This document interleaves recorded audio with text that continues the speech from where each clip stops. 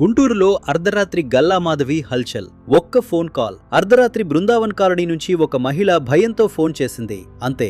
MLA Galla Madhavi గారు ఒక్క క్షణం ఆలస్యం చేయలేదు. స్వయంగా బైక్ పై అక్కడికి బయలుదేరారు. అసలేం జరిగిందంటే, బృందావన్ కాలనీలో కొంతమంది యువకులు గంజాయి సేవిస్తూ హంగామా చేస్తున్నారు. స్థానికులను భయభ్రాంతులకు గురి చేస్తున్నారు. ఇది తట్టుకోలేక ఓ మహిళ నేరుగా ఎమ్మెల్యే గారికి కాల్ చేశారు. ఫిర్యాదు అందుకున్న వెంటనే గల్లా మాధవి గారు స్పాట్ కు చేరుకున్నారు.